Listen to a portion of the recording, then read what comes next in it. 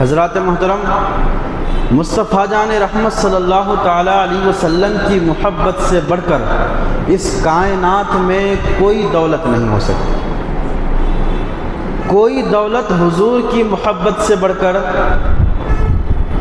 حقیقی راہ پر وہی شخص ہے جس کے دل میں نبی کی محبت کا چراغ جل رہا ہے۔ ورنہ انسان جتنی بھی ترقی کر لے، وہ سمجھے کہ ہم عروج پر جا رہے ہیں، ہم بلندی تک پہنچ گئے، لیکن حقیقت میں وہ کامیاب نہیں ہو سکتا۔ کامیاب وہی ہے جس کے دل میں حضور کی محبت ہو۔ آپ نہیں دیکھتے ایک طرف ایسے شخص جس کے پاس ڈگریوں کا انبار ہے، بڑے بڑے کالجوں میں، اسکولوں میں انہوں نے پڑھائی کی، یونیورسٹیوں میں پڑھائی کی، لیکن ایک بت کے سامنے ہاتھ باندھ کے کھڑا ہے۔ اس کو یہ بھی نہیں معلوم کہ یہ اپنے جسم میں بیٹھی مکھی کو نہیں ہٹا سکتی، تو یہ ہماری کیا مدد کرے۔ ایک طرف آپ دیکھتے ہیں ڈاکٹر ہے، انجینئر ہے، اس کے پاس بڑی بڑی ڈگریاں ہیں، MBBS ہے، لیکن پیشاب کے قطرے کو ایک برتن میں لے کر کے چسکیاں لے کر پیتا ہے۔ لیکن ایک طرف ہماری قوم کا چھوٹا بچہ بھی ہو، اگر اس کے کپڑے پر پیشاب کا ایک قطرہ لگ جائے تو اس کو بھی وہ مل مل کے دھوئے گا۔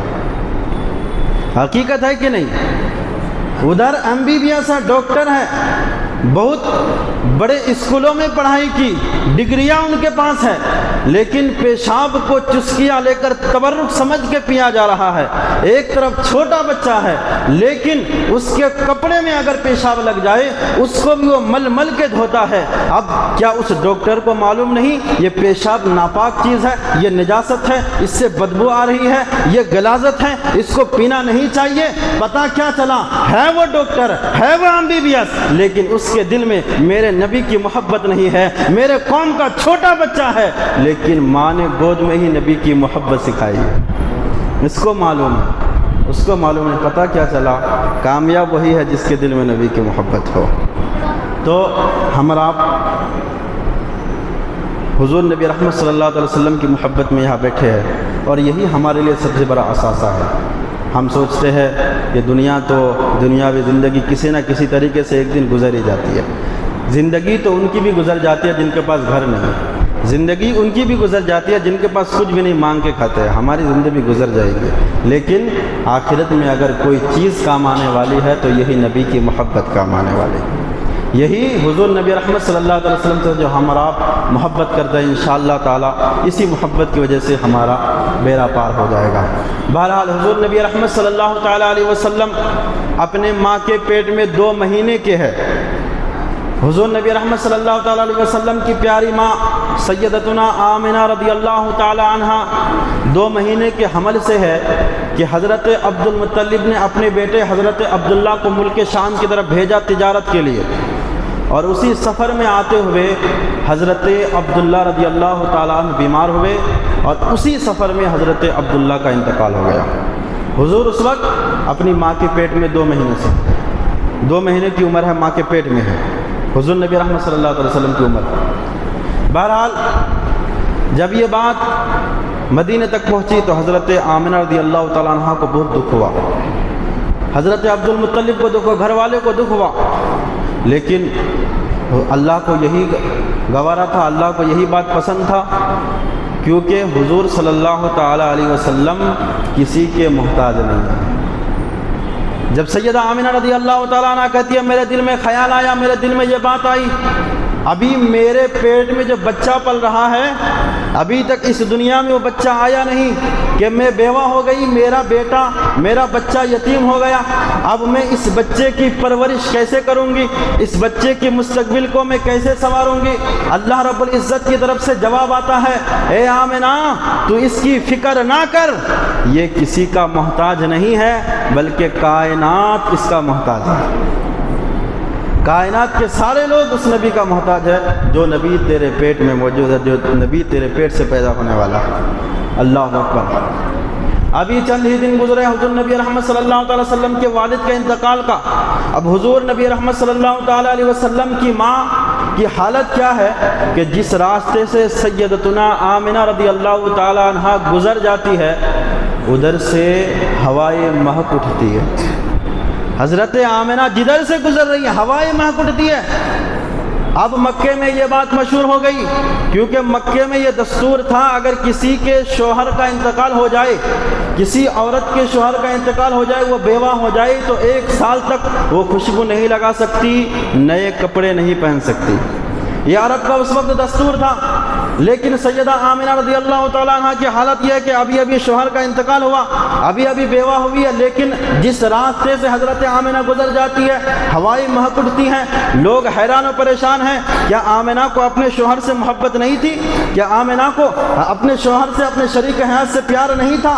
پھر یہ خوشبو لگانا کیوں شروع کر دیا؟ اب عرب میں، مکے میں یہ بات مشہور ہو گئی کہ آمنہ ابھی کچھ ہی دن اس کے شوہر کے انتقال ہونے کا ہوا ہے، آمنہ نے خوشبو لگانا شروع کر دیا. اللہ اکبر، لوگوں میں بات ہونے لگی. ایک دن حضرت عبد المطلب خانہ کعبہ کا طواف کر رہے تھے. کوئی شخص آ کر کے عرض کرتے عبد المطلب بات کہنے کی نہیں ہے لیکن کہنا پڑ رہا ہے کیونکہ آپ کی عزت کی بات ہے. کہا کہنا کیا چاہتے ہو؟ کہا بات یہ ہے کہ آپ کے بیٹے کا ابھی چند ہی دن انتقال ہونے کا ہوا ہے، آپ کی بہو نے خوشبو لگانا شروع کر دیا ہے. حالانکہ عرب کا دستور یہ ہے کہ جب کسی عورت کا شوہر انتقال کر جائے 1 سال تک وہ خوشبو نہیں لگائے گی، لیکن آپ کی بہو تو ابھی سے چند ہی دن گزرے ہیں خوشبو لگاتی پھر رہی ہے. اللہ اکبر، یہ بات عرب میں مشہور ہو گیا. حضرت عبد المطلب کہتے ہیں مجھے یہ بات اچھی نہیں لگی، میرا سر جو ہے شرم سے جھک گیا. میں گھر آیا، آنے کے بعد حضرت عبد المطلب اپنی بیوی سے کہنے لگتے ہیں کہ میری شریک حیات بات کیا ہے؟ کیا ہماری بہو کو ہمارے بیٹے سے پیار نہ تھا؟ ہماری بہو ہمارے بیٹے سے پیار نہ کرتی تھی؟ اللہ اکبر. تو حضرت عبد المطلب سے ان کی بیوی کہتی ہے ایک بار میں نے بھی ان سے یہ بات کہی تھی لیکن انہوں نے جواب نہیں دیا. حضرت عبد المطلب حضور نبی رحمت صلی اللہ تعالی علیہ وسلم کی پیاری ماں حضرت آمنہ کے پاس جاتے ہیں. جا کر کے عرض کرتے ہیں اے بیٹی، کیا تمہیں میرے بیٹے سے پیار نہیں تھا؟ کیا تمہیں اپنے شوہر سے محبت نہیں تھی؟ کہا ابا کہنا کیا چاہتے ہیں؟ کہا بات یہ ہے تمہارے بارے میں عرب کی گلیوں میں چرچا ہو رہا ہے، عورتیں باتیں کر رہی ہیں، لوگ تمہارے بارے میں باتیں کر رہے ہیں جس کی وجہ سے میرا سر شرم سے جھک گیا ہے. کہا ابا بات کیا ہے؟ آپ کہنا کیا چاہتے ہیں؟ کہا کیا تمہیں میرے بیٹے سے محبت نہیں تھی؟ اگر محبت تھی تو پھر ابھی سے خوشبو لگانا کیوں شروع کر دیے ہو؟ اللہ اکبر. حضرت آمنہ اٹھ کے کھڑی ہو جاتی ہے. کہا ابا حضور ایسی بات نہیں ہے، میں تو آپ کے بیٹے سے پیار کرتی تھی، دل و جان سے ان کو چاہتی تھی. اللہ اکبر. کہا کہ پھر خوشبو کیوں لگاتی ہو؟ حضرت آمنہ کہتی ہے ابا اگر آپ کی عزت کی بات نہ ہوتی تو میں یہ بات آپ پر ظاہر نہ کرتی، لیکن جب آپ کی عزت پر بات آ گئی ہے تو میں آپ کو بتانا چاہتی ہوں. حضرت آمنہ اٹھتی ہے. اٹھنے کے بعد جس تکیے پر حضرت آمنہ سو رہی تھی کہا کہ ذرا اس تکیے کو سونگھیے. حضرت عبد المطلب جب اس تکیے کو لیتے ہیں، لینے کے بعد سونگنے لگتے ہیں، اس تکیے سے بھی بھینی بھینی خوشبو آ رہی تھی. چند ہی لمحے میں حضرت آمنہ رضی اللہ تعالیٰ عنہ ایک جگہ دیوار پہ ہاتھ لگاتی ہے. حضرت عبد المطلب سے کہتی ہے ذرا اس جگہ کو سونگھیے. جب اس جگہ سے حضرت عبد المطلب نے مٹی لیا، مٹی لینے کے بعد ناک کے قریب کیا، جب سونگھا تو اس مٹی سے بھی خوشبو آتی تھی. حضرت عبد المطلب حیران تھے، حضرت عبد المطلب پریشان تھے. آخر تو کہنا کیا چاہ رہی ہو کہ جہاں تم ہاتھ لگاتی ہو وہاں سے خوشبو آ رہی ہے، جو کپڑے تمہارے جسم سے مس ہو جائے اس کپڑے سے خوشبو آتی ہے؟ اللہ اکبر. حضرت آمنہ رضی اللہ تعالیٰ عنہ کہتی ہے بابا یہی تک بات نہیں ہے، جب میں اور عورتیں مکے میں پانی لینے کے لیے جاتے ہیں، جب میں پانی لینے کے لیے جاتی ہوں ساری عورتیں کنویں کے پاس آ کر کے کھڑی رہتی ہے، میرے آنے کا انتظار کرتی ہیں، جب تک میں نہیں آتی اس وقت تک کوئی پانی نہیں لیتی. کہا بات کیا ہے؟ کہا کہ جب میں برتن لے کر کے اس کنویں کے پاس جاتی ہوں پھر کنویں سے پانی نکالنے کے لیے مجھے ڈول میں رسی ڈال کر کے پانی نکالنا نہیں پڑتا، میں پہلے جب جاتی ہوں وہاں پر قدم بعد میں رکھتی ہوں، کنویں سے پانی اوپر پہلے آ جاتا ہے. اللہ اکبر. کہا کہ میں جب کنویں کے پاس جاتی ہوں جانے سے پہلے ہی پانی اوپر آ جاتا ہے اور جیسے میں پانی لیتی ہوں ساری عورتیں لینا شروع کر دیتی ہیں. حضرت عبد المطلب حیرت میں. بیٹی تمہارے ساتھ ایسے واقعات پیش آئے؟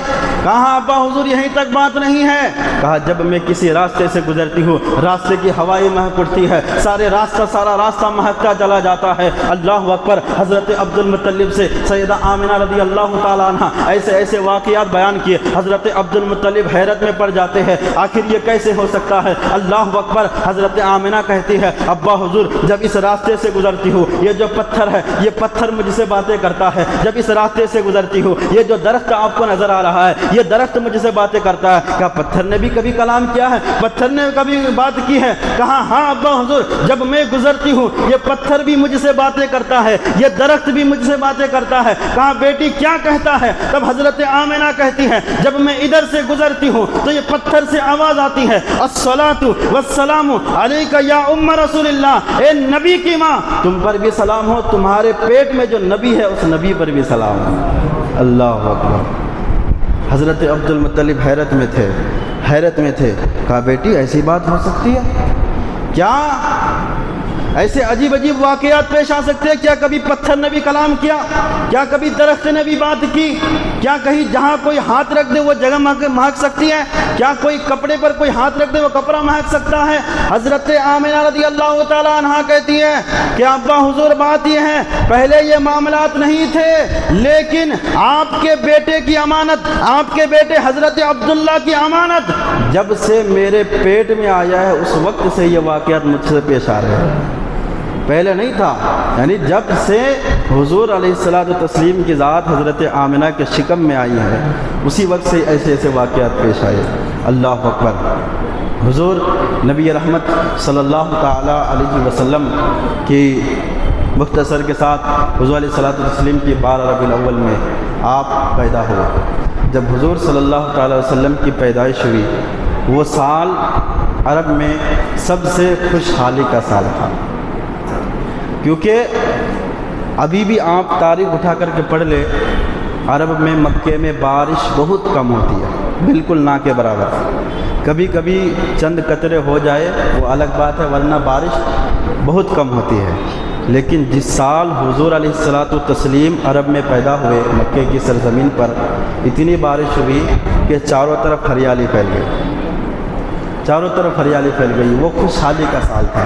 حضور علیہ الصلوۃ والتسلیم کی عمر بڑھتی گئی، تھوڑی سی عمر بڑھی تو اب حضور صلی اللہ تعالیٰ علیہ وسلم کی ماں کا نام حضرت آمنہ رضی اللہ تعالیٰ عنہ، لیکن حضور علیہ الصلوۃ والتسلیم کی ایک رضائی ماں ہے، اور حضور علیہ السلام کی رضائی ماں کا نام ہے حضرت حلیمہ سعدیہ رضی اللہ تعالیٰ عنہ۔ یہ حلیمہ سعدیہ یہ مکے کے کسی دیہات میں رہنے والے تھے، عرب میں رہتی تھی، دیہات میں رہتی تھی، کسی گاؤں میں رہتی تھی۔ مکے کا یہ دستور تھا کہ جب عورتیں، یہ دیہات کی عورتیں شہر میں آتی، شہر میں آنے کے بعد جو بڑے لوگ ہوتے تھے، امیر لوگ ہوتے تھے، ان کے بچے کو لیتی تھی، لینے کے بعد گاؤں میں لے جا کر کے اس کو دودھ پلاتی تھی، مطلب پالتی تھی، اور اس کام کے بدلے میں کچھ پیسے، کچھ رقم لیا کرتی تھی۔ انہی میں سے حضرت سیدتنا حلیمہ سعدیہ رضی اللہ تعالیٰ عنہ ہے۔ حضرت حلیمہ آپ فرماتی ہیں میں عرب میں دیہات کی رہنے والی تھی، اور ہمارا دستور یہی تھا کہ شہر میں جانا، شہر کے بچوں کو لے کے آنا، دودھ پلانا، کچھ اجرت لینا۔ ایک مرتبہ جب میرے گاؤں میں قحط سالی آ گئی، لوگ کھانے کا محتاج ہوئے، لوگوں کے گھر میں کھانا نہیں تھا۔ حضرت حلیمہ سعدیہ کہتی ہے پہلے سے ہی میرے پاس ایک بچہ تھا، لیکن حالت یہ تھی کہ میرا سینہ خشک ہو چکا تھا۔ میں اس ارادے کے ساتھ شہر کی طرف روانہ ہوئی کہ شہر میں جاؤں گی، کسی امیر گھر کے بچے کو لوں گی، دودھ پلاؤں گی، اس کی پرورش کروں گی، اور مجھے کچھ مال مل جائے گا، کچھ دولت مل جائے گی۔ حضرت حلیمہ سعدیہ رضی اللہ تعالیٰ عنہ آپ کے ساتھ کچھ عورتیں بھی ہیں، ان عورتوں کے ساتھ آپ سواری پر سوار ہوئی اور مکے کی طرف روانہ ہوتی ہے۔ آپ جس سواری پر اس وقت سوار تھی، مکے میں جب جا رہی تھی، فرمایا گیا وہ سواری اتنی لاغر ہو گئی تھی، وہ سواری اتنی کمزور تھی کہ وہ چل نہیں پا رہی تھی۔ وہ کھچر تھا یا گدھا؟ खच्चर या ऊँटनी थी। बहरहाल हज़रत हलीमा सादिया रज़ी अल्लाह तआला अन्हा फरमाती हैं, जिस ऊँटनी पर मैं सवार होकर के मक्के की तरफ रवाना हुई तो वो सवारी इतनी कमज़ोर थी कि चल नहीं सकती, जगह जगह वह ऊँटनी बैठ जाती थी और तमाम जो औरतें मेरे साथ में थी वो सारी औरतें आगे निकल जाती है और कहती है, हलीमा अगर तुम्हारे साथ हम रहे तो फिर हम भी पीछे रह जाएंगे, तुम आहिस्ता आहिस्ता हम लोग चलते हैं। सारी औरतें पहले पहुंच गई और अरब में उस वक्त शहर में जितने घरों में बच्चे पैदा हुए थे छोटे छोटे, उन तमाम बच्चों को उन औरतों ने ले लिया, हज़रत हलीमा सादिया की क्योंकि सवारी कमज़ोर थी तो सबसे बाद में आप पहुंची। जब बाद में पहुंची तो किसी घर में आप कोई बच्चा था ही नहीं। लेकिन उसी मक्के की सरजमीन पर हज़रत अब्दुल मुत्तलिब के घर पर एक बेटे की पैदाइश हुई है, एक बेटे की विलादत हुई है और उस बच्चे का नाम है मुहम्मद रसूलुल्लाह सल्लल्लाहु अलैहि वसल्लम। लेकिन सारी औरतें आकर के हज़रत अब्दुल मुत्तलिब के घर पर उस बच्चे को देखती है। देखने के बावजूद सारी औरतें कहती है कि ये तो मालदार नहीं है, ये गरीब है, इनसे अगर हम बच्चे लेंगे तो फिर हमें माल नहीं मिलेगा, क्योंकि हमारा मकसद है बच्चे को दूध पिलाकर उजरत तलब करना। हुजूर को किसी ने नहीं लिया।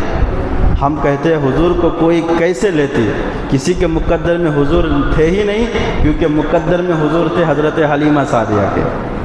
हज़रत हलीमा सादिया रज़ी अल्लाह तआला अन्हा की सवारी बहुत कमज़ोर थी, सबसे आखिर में पहुंची। तमाम घरों में देखा कोई बच्चा मौजूद नहीं है, तमाम बच्चों को ले लिया गया।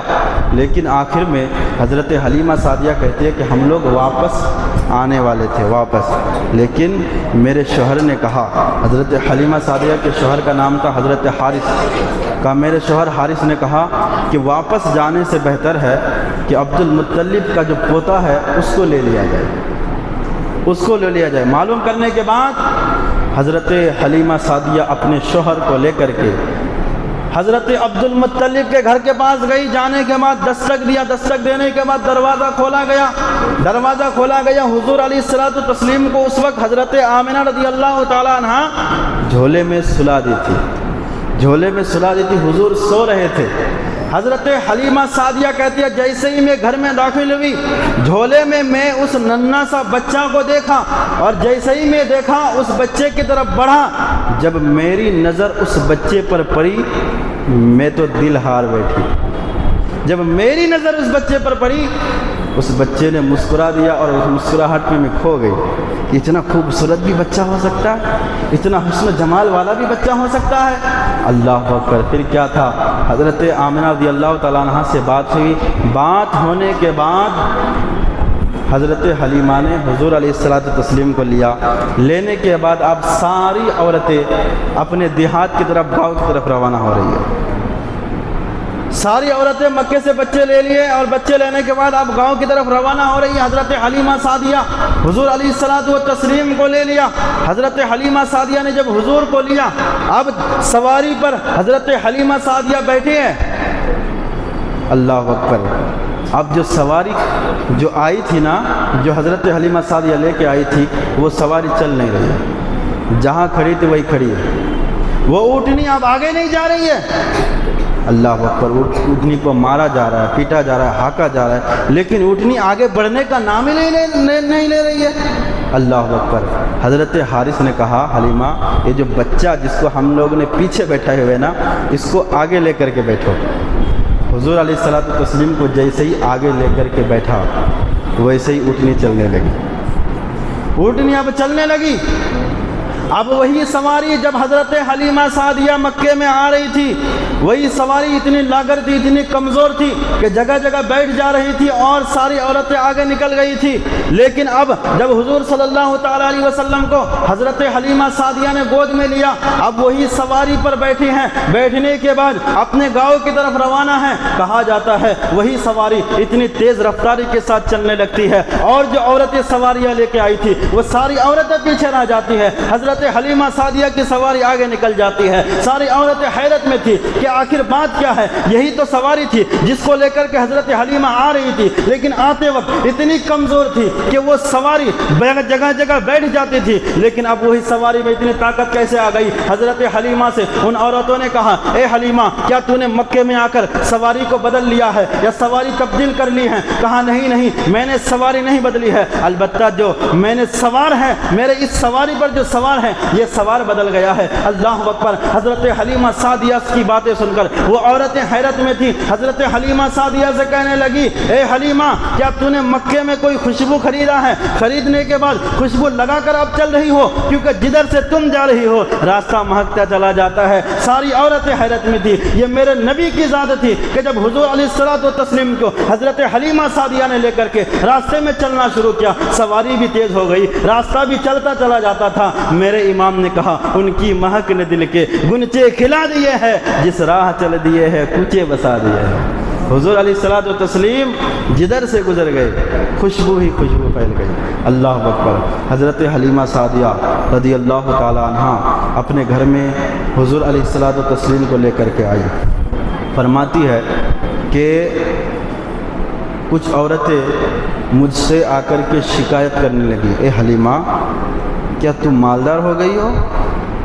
کیونکہ عرب کا مالدار سے مالدار شخص رات بھر چراغ کو جلا کے نہیں رکھتا، بلکہ چراغ بجھا کر کے تب سوتے، رات بھر کوئی چراغ نہیں جلاتا۔ لیکن ہم لوگ دیکھتے ہیں کہ تمہارے گھر سے ہمیشہ روشنی آتی ہے، کیا تمہارے پاس اتنی دولت آ گئی، اتنا مال آ گیا؟ حضرت حلیمہ سعدیہ ان عورتوں کو، ان لوگوں کو لانے کے بعد حضور علیہ الصلوۃ والتسلیم کی طرف اشارہ کر کے دکھایا، کہا خدا کی قسم جب سے یہ چھوٹا سا بچہ میرے گھر میں آیا ہے میں نے کبھی چراغ ہی نہیں جلایا۔